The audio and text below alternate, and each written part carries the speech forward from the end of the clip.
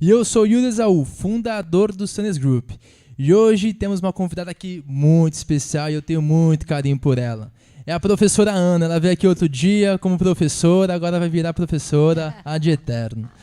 Tudo bem? Tudo bem, graças a Deus. Ana, como é que tá essa vida? Tá muito corrida nos últimos tempos? Bastante Muito corrida. trabalho? Bastante, mas a gente sempre arruma um tempinho, né? Que privilégio ter você aqui. Obrigada, eu que agradeço. Muito bom. Ana, conta pra gente aí um pouquinho quem que é a Ana, pro pessoal conhecer, saber quem que é você. O pessoal já sabe que você é professora, hein? Boa noite, é um prazer estar aqui, receber o convite de vocês. Vocês são super parceiros da gente sempre. Eu sou fonoaudióloga de formação, sou especialista em neurociências da aprendizagem, estou concluindo meu mestrado em ensino em ciências da saúde pela Unifesp. Esse ano eu estou completando 30 anos de formada. Sou apaixonada pela minha profissão e quando me perguntam assim, se você não fosse fono, o que você seria? Eu paro, penso, falo, eu seria fono, tudo novamente. De novo, eu não seria outra coisa. Sou apaixonada pela minha profissão, sou mãe da Carolina, sou esposa do Sérgio, sou irmã, sou filha. E é isso, eu acho que é isso. Sim. Você é fantástica, assim, eu te acho assim, uma pessoa realmente muito iluminada.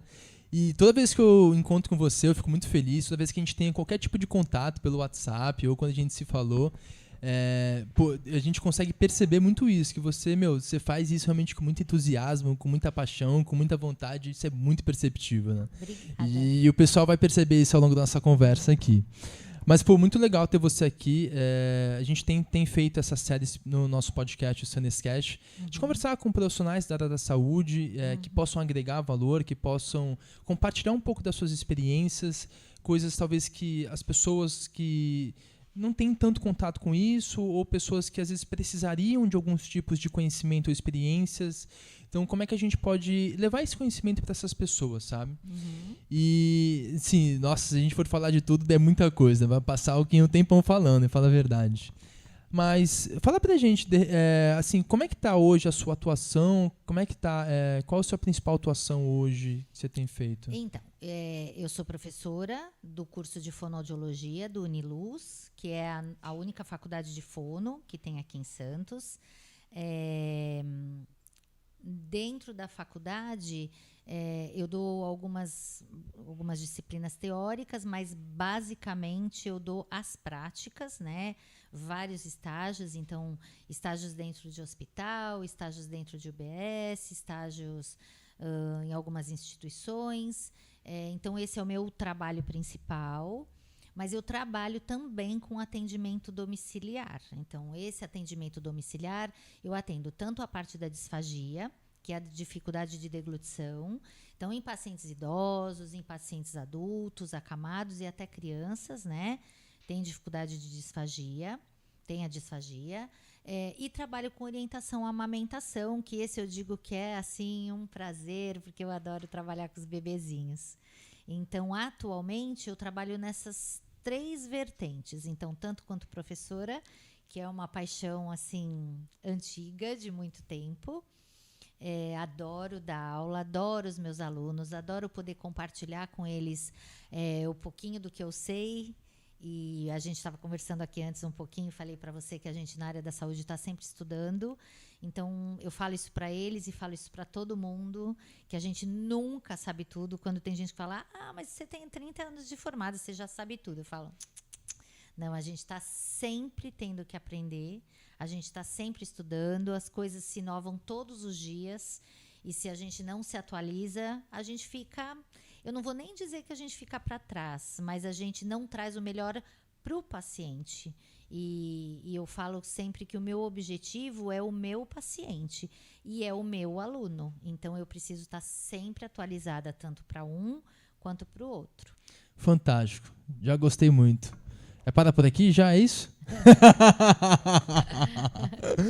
Foi muito bacana. A gente teve, te agradeço muito, a gente teve a possibilidade aí de compartilhar um pouco da nossa experiência como Sunnis, eu e Yuri, e o nosso time que está aqui da produção também. Você trouxe o pessoal do último ano da faculdade, né?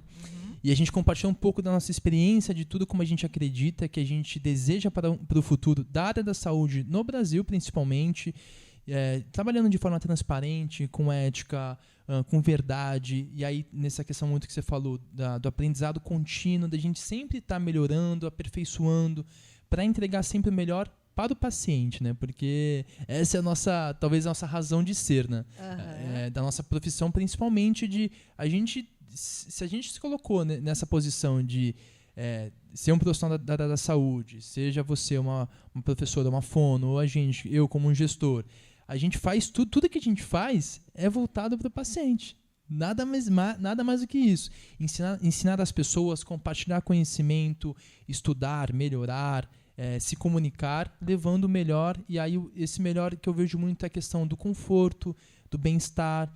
E principalmente a gente que a gente atendeu muitos pacientes pela Sanes Nutri, eram muitos pacientes acamados, né? Esse tipo de paciente, a gente se deparou muitas vezes com muita dúvida, de não sabia direito como fazer, o que fazer. Você até teve uma vez que você foi visitar um paciente nosso lá, a Deolinda, da Carmen. Isso. E ela super te elogiou também. E aí, Carmen, você que está assistindo a gente aí, um grande beijo para você, beijo, tá? Carmen. Foi muito legal essa visita. Conta pra gente um pouco dessa experiência, talvez, como é que foi, as orientações. Primeiro eu vou falar do dia que as meninas vieram aqui para o treinamento que vocês deram. Foi super enriquecedor. Nós, no curso, a gente sempre está buscando levar os nossos alunos para terem esse conhecimento que, de verdade, elas só vão adquirir na prática. E, justamente, eu pedi para você trazer aquele treinamento para elas, né? Que é para que elas já saiam... são as alunas do último ano, então para quando elas saírem, né, para o mercado de trabalho, elas já terem noção de tudo que você trouxe para elas a respeito das dietas, dos suplementos, dos curativos, do cuidado com o paciente, e elas ficaram encantadas assim com o seu treinamento, com a sua disposição para trazer, né, esse cuidado que a gente tem que ter com o paciente, né? E em relação àquela experiência propriamente dita, realmente quando eu cheguei lá, que você pediu, né, para ir, deu para a gente trazer para... eu foquei muito naquele momento em trazer esta informação para a filha, porque a filha era super disposta a aprender, né, ia trabalhar em parceria com a gente. E o que a gente estava conversando antes aqui, né, que essa parceria que a gente tem que ter com a família, com o cuidador, porque eles são a continuidade do nosso trabalho. Sem eles, o nosso trabalho realmente não flui. Isso é uma coisa até que eu falo para os meus alunos.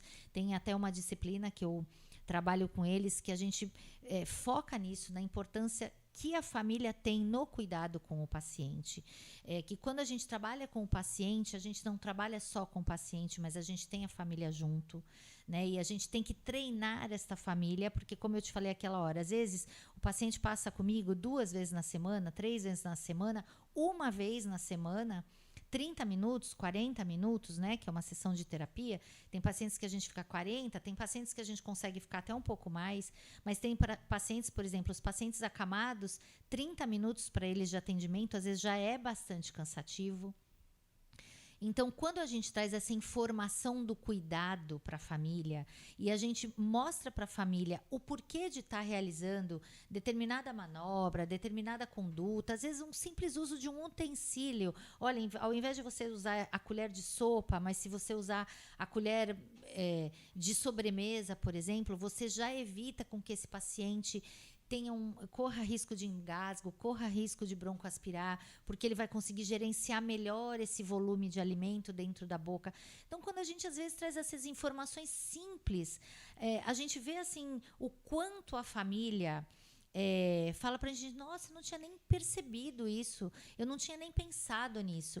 E são informações assim que a gente adquire com a nossa experiência de trabalho, né? Às vezes isso não está escrito em livro também para a gente aprender, mas com a nossa experiência de trabalho, a gente adquire, né, esse conhecimento e cabe a nós, enquanto profissionais, compartilhar esse conhecimento com a família, porque quanto mais essa família for engajada, e quanto mais a gente convencer, vamos dizer assim, de que aquilo vai ser bom para o paciente, a família vai dar continuidade no nosso trabalho.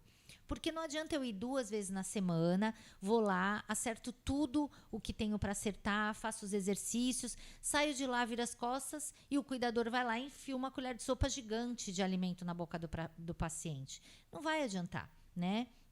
Então, se o cuidador, se a família percebe que aquilo que eu estou passando para eles de fato muda e muda para melhor, eu consigo convencer, aspas, né? Mas eu consigo fazer com que essa família venha para o nosso lado, né? Seja do nosso time, vamos dizer assim, e trabalhe junto com a gente, porque a família que trabalha junto com o profissional da área de saúde, o paciente vai ter um prognóstico muito melhor, né? Porque a família vai acreditar naquilo que você está dizendo e vai seguir as suas instruções, vamos dizer assim, né? E aí vai trabalhar em parceria com a gente e o nosso trabalho vai ter resultado, né? Porque não adianta eu ficar todos os dias com o paciente, viro as costas e tudo é feito da forma como a gente não orientou, né? Eu não vou nem dizer ensinou, a gente não ensina, a gente orienta, né? Então, se a família não seguir da forma como é orientado, não vai ter resultado. E aí depois a gente vai ouvir aquilo, ele já passou em 5, 6 fonos e não adiantou nada. Mas por que será que não adiantou nada? Será que é só a fono que não deu certo? É só a fono que não se debruçou, talvez naquele caso? Ou será que todo o conhecimento e tudo que ela tentou fazer não foi seguido, as orientações não foram seguidas, não foi dado continuidade ao trabalho que ela orientou, e aí realmente não vai ter prognóstico, né? Sim. Muito bom. Nossa. Pessoal, presta atenção nesse conteúdo aqui, vocês não vão assistir em qualquer lugar isso não, hein? Fantástico. E acho que realmente faz muito sentido isso. Quando a gente atendeu também esses pacientes, a gente percebeu muito isso, né? Às vezes a gente fazia algumas orientações e talvez a família não conseguisse, talvez, sei lá, por qualquer razão, não fazer o que a gente acreditava que era o adequado para o paciente, né? Tem muito desafio, né? A gente vê que existe um desafio muito grande nisso, né? Como é que a gente poderia pensar em soluções? Assim, eu acredito muito que a gente precisa, talvez, capacitar melhor os profissionais, né? Para que a gente consiga, talvez, em um futuro, a gente ter ali um cuidado melhor com os pacientes. Né?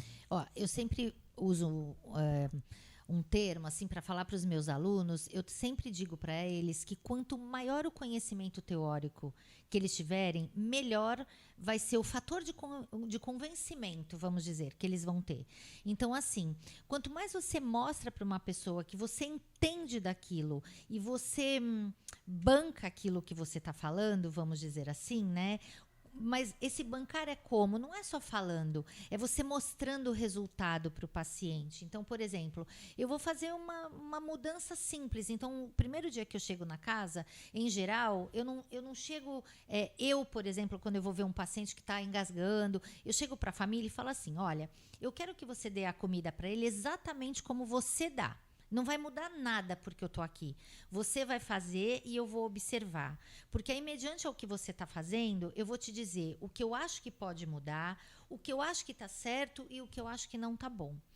E aí a família faz exatamente do jeito que ela está acostumada.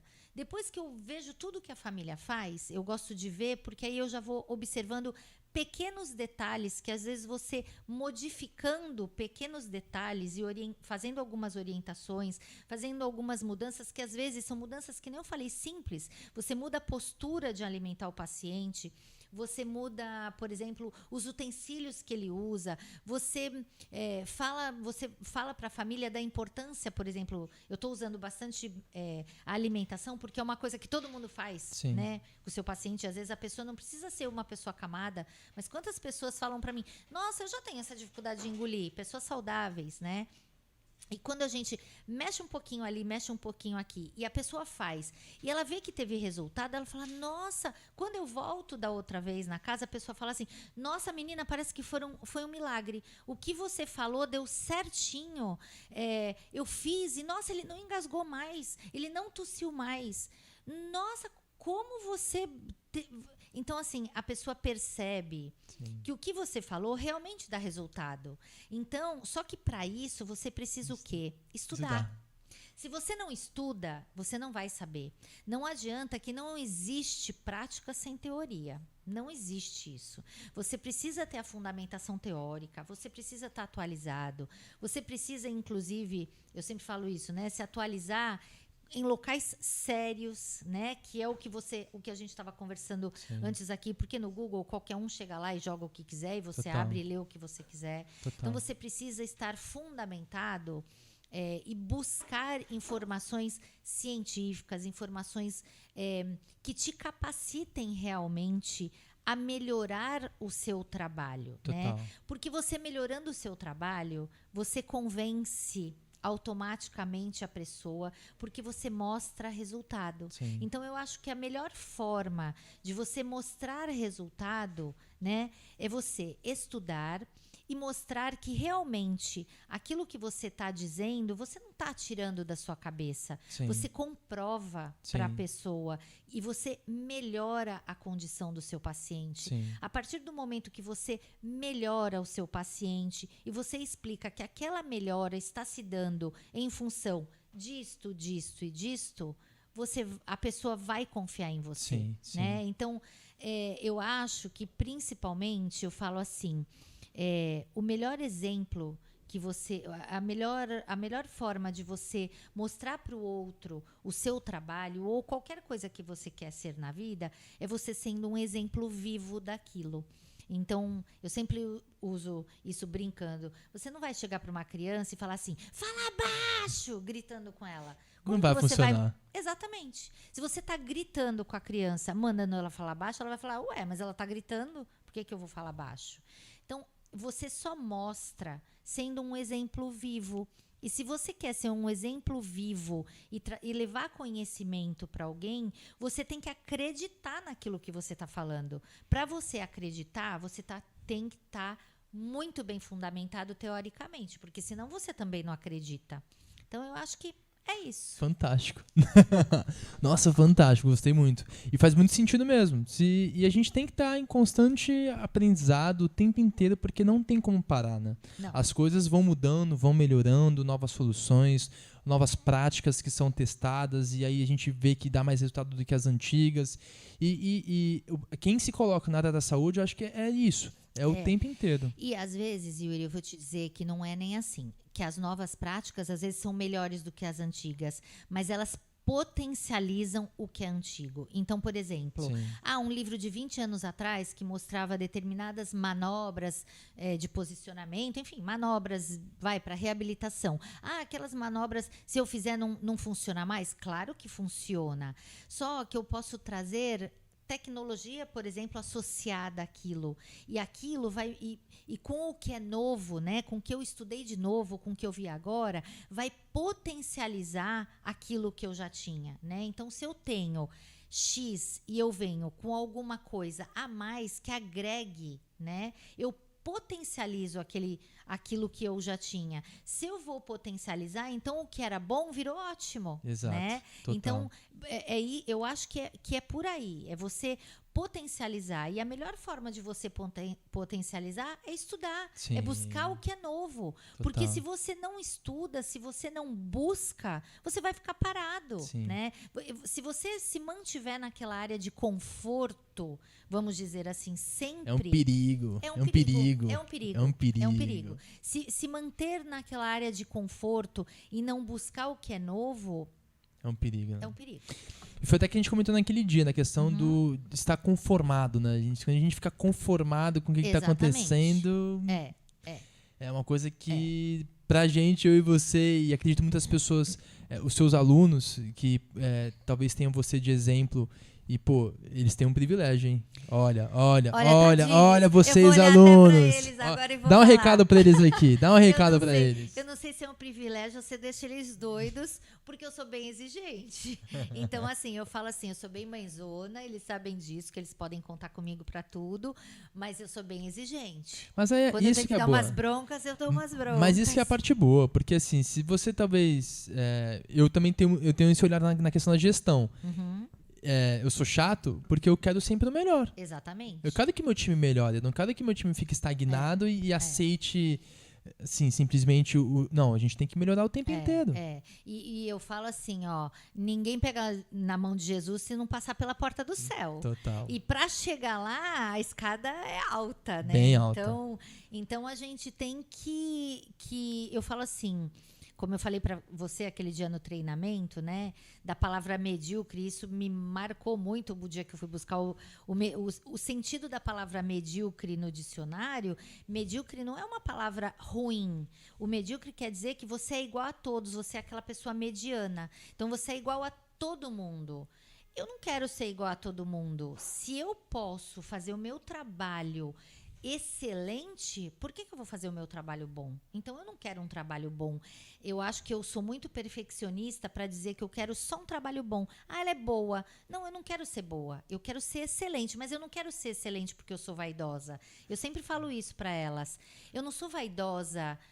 Eu não quero elogio para dizer assim, nossa, ela é boa. Eu quero elogio ouvindo assim, ó, nossa, ela fez a diferença para o paciente. O paciente com ela realmente melhorou. Então, eu quero que quando me busquem, não me busquem porque eu sou excelente, famosa. Eu não quero fama de famosa. A minha fama que eu quero é que digam assim, nossa, ela realmente trouxe resultado. Ele já tinha tentado isso, já tinha tentado aquilo e nada funcionou. Mas com o que ela orientou, com os exercícios que ela trouxe, com as indicações que ela fez, com as posturas, enfim, com o trabalho dela, fez realmente diferença. Então, isso sim é você deixar de ser medíocre, que é o mediano, e você se destacar.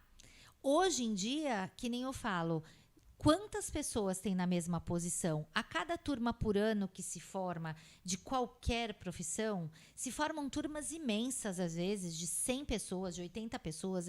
E aí, dentro daquela turma, quem é o que vai se destacar? Quem vai se destacar é aquele que vai fazer um serviço de excelência. Não é aquele que vai ser o igual a todos. Total, entendeu? Total. Concordo plenamente. Vou junto nessa. E eu confirmo, hein? E os pacientes falam muito bem dos resultados. E eu sou a prova viva disso, né? Não sei se você vê meus vídeos antigos. É isso aí, pessoal. Você que não sabe aí, a professora Ana fez a diferença na minha vida também. Se você acompanhar meus primeiros vídeos, você vai ver como é que era a minha dicção, minha fala. Hoje tá melhorando, mas tá melhorando. Tá bem melhor do que antes, né?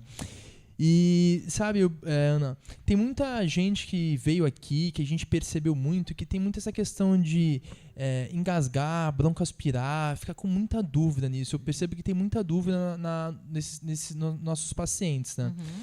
Que às vezes não sabe direito, às vezes acha que, sei lá, é um pouco de frescura do paciente, começa a insistir, o paciente já não consegue mais engolir, mastigar. Uhum. Talvez, como é que a gente poderia esclarecer um pouco para esse pessoal? Então, eu acho principalmente assim, Yuri. A primeira coisa quando a gente vai visitar um paciente é ver as doenças de base que esse paciente tem, né? Se ele já tem alguma comorbidade. Então, algumas comorbidades, então, por exemplo, as doenças neurológicas, as demências, então, o Alzheimer, o Parkinson, as demências, enfim, né, ligadas à senilidade, elas já podem trazer alguma dificuldade para a deglutição, né? Então, eu sempre, quando eu vou falar de deglutição, eu sempre falo que a partir dos 50 anos, a gente já começa a entrar num desgaste muscular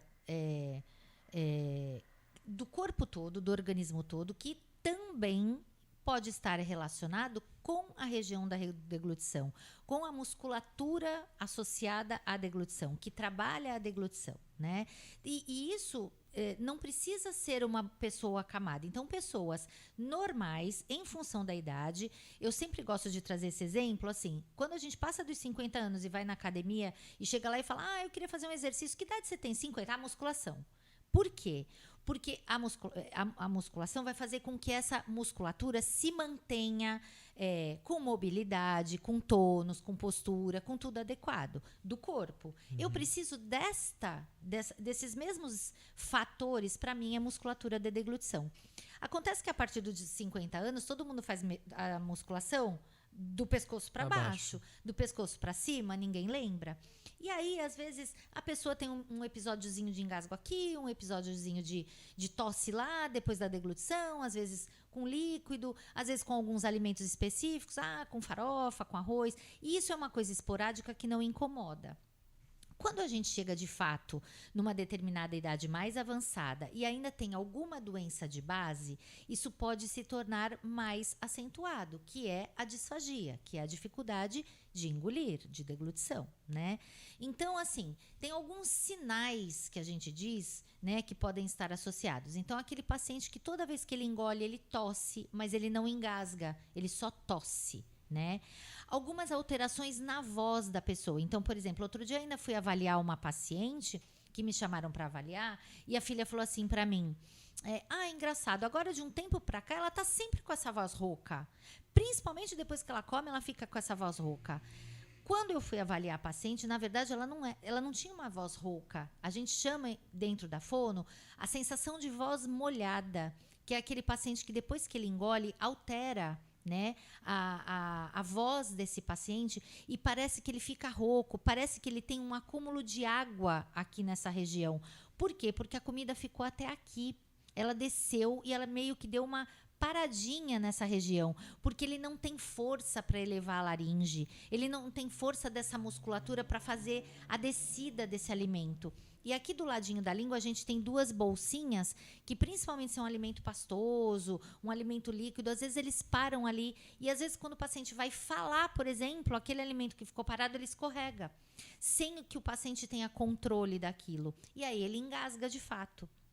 Então, tem alguns sinais. Então, tosse, a muda da voz, essa mudança, né, dessa voz, onde as famílias não sabem classificar direito e falam, ele tá rouco, a voz dele tá esquisita. Então, muda essa voz do paciente, os engasgos propriamente ditos.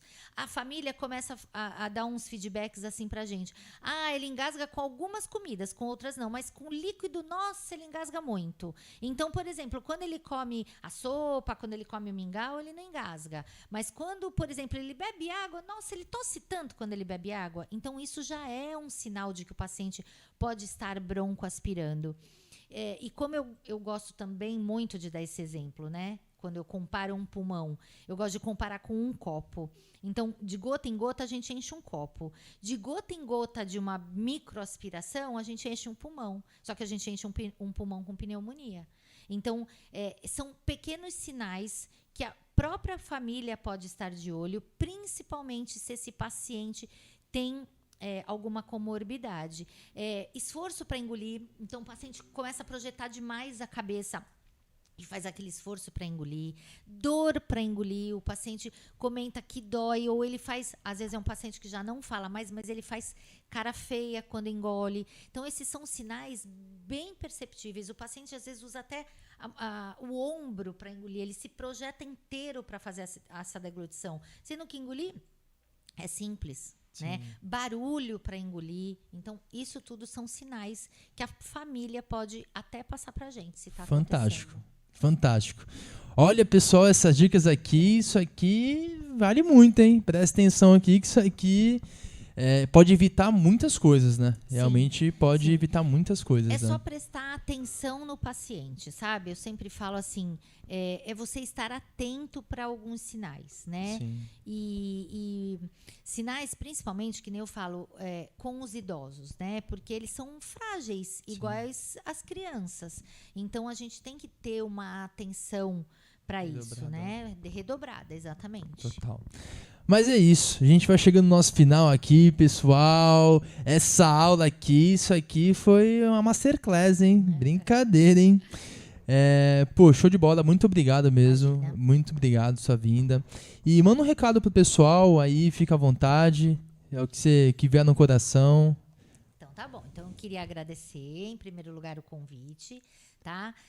Falar para as pessoas que empresas como a do Yuri, que é um menino jovem ainda, né? Um menino empreendedor, mas que corre atrás. Então, principalmente para os meus alunos, aquele dia que as meninas vieram aqui, Eu fiz questão até que ele falasse a idade dele para elas verem como ele é novinho e como ele corre atrás das coisas e que quando a gente tem boa vontade, a gente persevera, a gente estuda, a gente chega lá. Então, eu acho que o meu recado, principalmente para as minhas alunas, de todo o coração, que elas sabem que eu trabalho com elas sempre com muito amor, que elas, as principais que estão no último ano, que corram atrás, que enfrentem aí a vida profissional sem medo, mas que elas têm a ferramenta que eu sempre falo embaixo do braço, que são os livros, que elas podem levar, tá bom?